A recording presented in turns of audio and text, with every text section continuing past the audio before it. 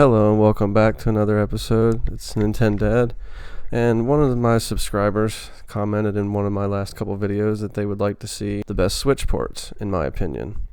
Now I've made this into a two-part video, or maybe not a two-part video, just two videos. I'm going to do the best Switch ports that not necessarily are first party, and then I'm going to do a video later on, probably this week or next week or so, with my best Wii U Switch ports that I feel. So I just felt like it was a little better to do it that way. That way this list can be kind of cool. But this is 10 of the best Switch ports that I think have been made, arguably. It's really hard to put these in any kind of order, but I don't know that I'm really going to, because I don't know that I like any of them better than other ones, or any of them are really much greater than the other ones. So these are in no particular order. There's just 10 of them. And then I'm going to have 4 honorable mentions as well that didn't quite make the top 10 list, but I thought should be on here too. Okay, the first one, Nier Automata. Now I haven't finished this game for like the 5th playthrough or whatever you have to do to finally get the whole story. I've only done like 2 or 3 playthroughs, so I've not arguably fully beat the game, but I have beat it numerous times, if that makes any sense. And I do enjoy it. This is an amazing port. I think it's definitely deserves to be on this top 10 list. Yeah, I just love the way 2B fights and just her movement and everything. It's just absolutely amazing. I couldn't get enough of it. And I've heard the character that you get to play, I forget her letter and number or whatever, but you know, the character you get to play later on in your 4th or 5th playthrough or so is even better, but I just never have got to that point, so maybe I will one day. But for now, we're just going to leave it at that. It's an awesome port if you've not played this game. I mean, obviously it's not going to run 60 frames like it does on the PlayStation, but if you're somebody that doesn't really care about that, it's still very fluid enough and pretty much runs at 30, pretty stable. Yeah, you really can't go wrong with it. Okay, another one that doesn't run at 60 like the PlayStation or the PC port, but it's still a great game nonetheless at 30 frames per second, and that is Persona 5 Royal. I've talked about this game at length on this channel. Most people probably know about this game, but if you don't, I highly recommend it. If you are into turn-based JRPGs, it's one of the better ones, and with the life sim elements and stuff, it's just, even somebody like myself that didn't think I would like a game like this, I end up loving it. While I finally finished 4, I haven't finished 5 yet, so here's to doing that. I know I'm pretty close to the end, so maybe another dungeon or 2, but great game nonetheless, and the art and everything is just so great. Again, I've talked about this game, I mean, just watch the channel if you want to know more about it. Okay, the next ones, I bundled these two together, and that's the Ori games, Ori and the Blind Forest and Ori and the Will of the Wisp. Talked about these recently and at length as well. I'm so happy these came over from Xbox. They so deserved it. They're so beautiful games. So they really are. Really just so beautiful. They really didn't take too much of a hit to come over from the Xbox One. I was really happy that they came over.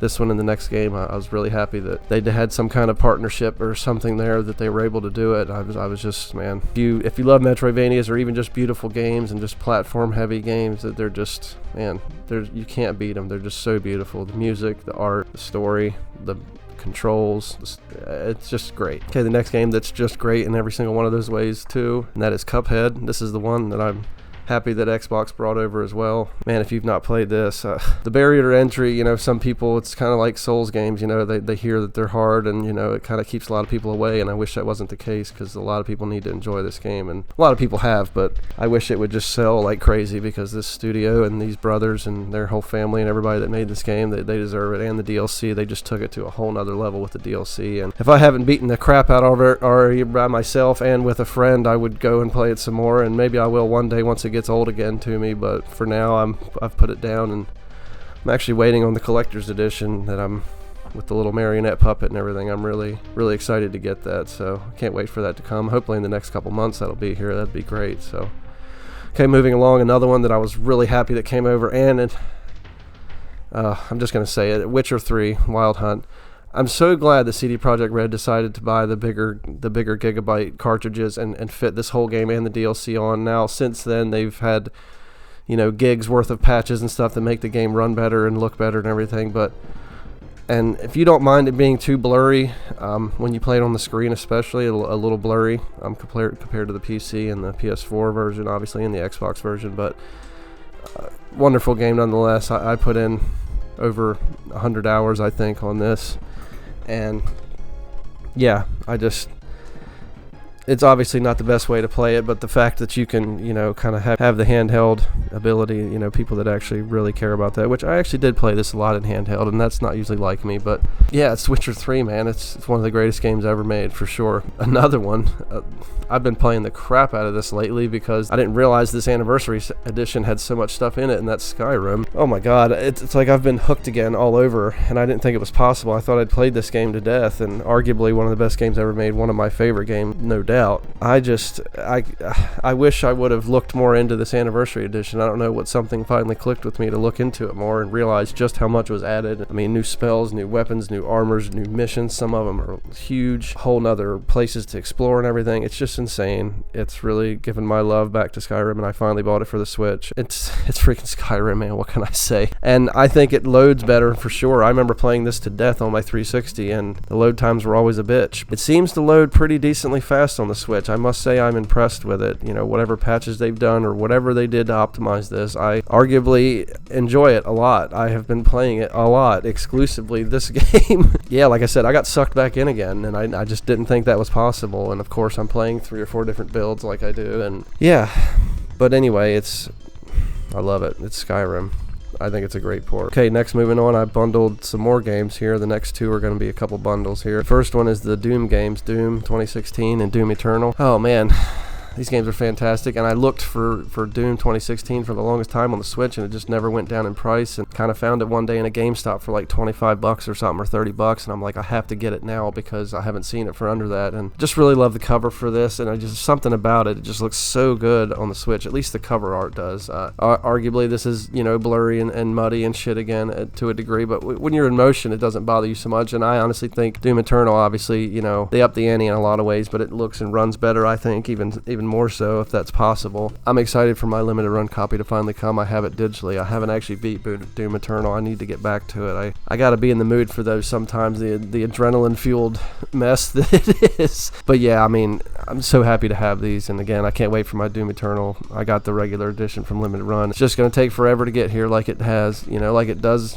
you know, with every one of their games in any of these limited companies. But anyway, by the way, I think Super Rare is one of the best about that, honestly. I feel like they get their games like to you, and I live in America and they're in like Europe, and I feel like it's crazy how quick they get them to you. But anyway, next set of games, the Crisis trilogy. I was so happy when I saw Limited Run was distributing these. I managed to get the first one off eBay. I don't know who was actually doing that. I don't know if they were a part of that, but I know 2 and 3 doing a distributor thing, and I think it's still up, or they are still up. But I love these freaking games, and again, it's like, can the Switch run Crisis? And it does, and it runs it pretty good, and I think it's, you know, better than the 360 and PS3 version, which arguably still look great to this day. I mean, it was cutting edge at the time. And I know Crisis 2 is considered kind of the bastard stepchild of the trilogy, but I actually enjoy it. I kind of like the city setting. It didn't really bother me too much. 3 was a little bit of a letdown. It's very short. I love the bow in that. It's just the way I like to play stealthy and everything. The bow was just perfect for me. And 1's a classic, of course. So, but yeah, I think these are still up, like I said, or maybe to eBay you might have to go, but you might be able to get them for a decent price. I don't think they go for nothing like crazy. So, but yeah, you should check them out if you like FPSs. And if you've not heard of these, I mean, they're another one they've been around for so long. But there's still things that people have never heard of. So maybe you want to try it out. They're definitely worth. Okay, moving on. This is the second to last one, and then we're gonna get into the honorable mentions here. But this is one that came out recently, and unfortunately, with all the supply chain issues and whatever the hell Nintendo did there to muff this up, Metroid Prime Remastered, fantastic game. I double dipped, of course, as a lot of people did. I wanted to keep a sealed copy. I felt like it was going to be something special, and especially with the supply chain thing, I think a lot of people have probably gotten a copy that at least wanted one. But I want this to sell. You know, this is the second Metroid game I've been able to beat. Of course, Metroid Dread was the first one I've ever actually fully beat. I've played every Metroid, but I've never fully beat any of them except for Metroid Dread and this one. But fantastic game. I mean, what more can be said about one of the greatest games of all time? I see why, and I've talked about this game at length on this channel too already, and it deserves to be in that umbrella of some of the best games ever made. You know, it really is. A lot of people don't like the backtracking, and I wasn't crazy about it, but it was fun. The movement and the control, and if you get good with it, you know, it makes it more fun to even just practice on your way there. And I know that's really not an excuse, but yeah. Okay, the honorable mentions, the first set.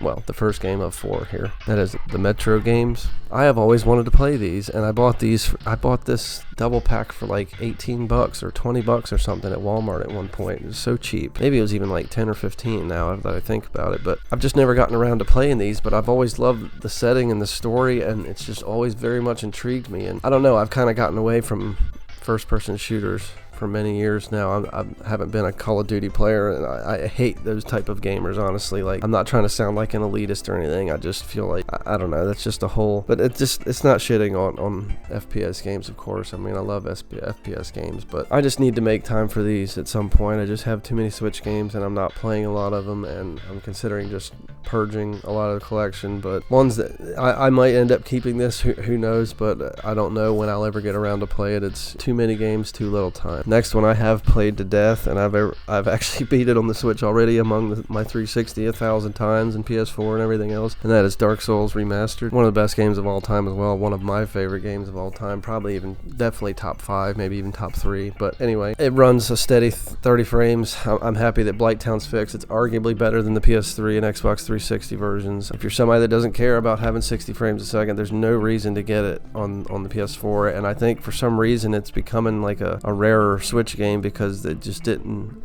I don't think FromSoft and Nintendo obviously made a lot of them. Okay, the next one I couldn't really get into too much, so I ended up getting rid of it, but it's a good game nonetheless, but I don't know. But anyway, that is Dragon Quest XI. Yeah, I thought it was cool you could have the 2D and the 3D mode, and I know it's a long-running series, and it has a die-hard fan base, especially in Japan, and you know, everything shuts down for this game and everything. It's that crazy, but it's a little bit too simple for me. It's a little bit too, I don't know. I just couldn't get into it. There's other JRPGs that I think are better, obviously, but this is a good one.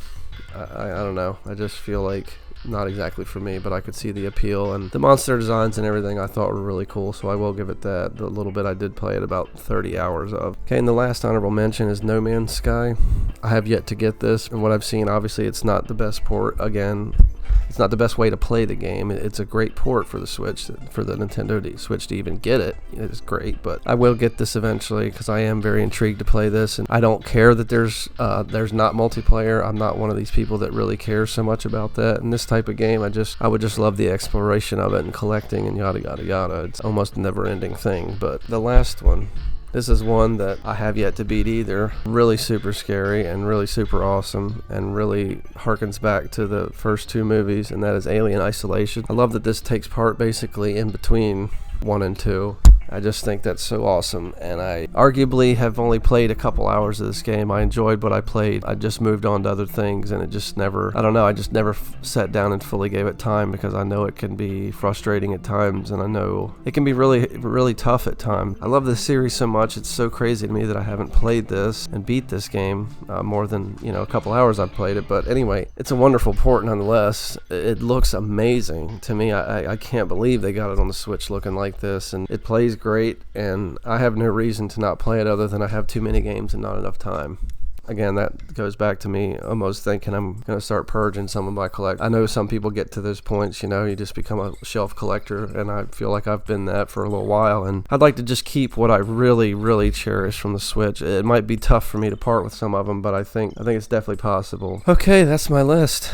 Let me know what you think. Like I said, the next video I'm going to do the top 10. I will actually rank those, the top 10 Wii U Switch ports, the ones that I think are the best, so look for that probably, I guess, on Friday. I'll see you then. Thank you, everyone. Don't forget to like, share, and subscribe, and everyone that is subscribed, all 300 and something of you, I really appreciate you, as always. I really want to stick with this, and I'm venturing out to do some other things, and I still want to make time for this channel, but once I get some of those things more developed, I'll definitely put some links in here for anyone that's interested. So, but thank you all, and I'll see you next time.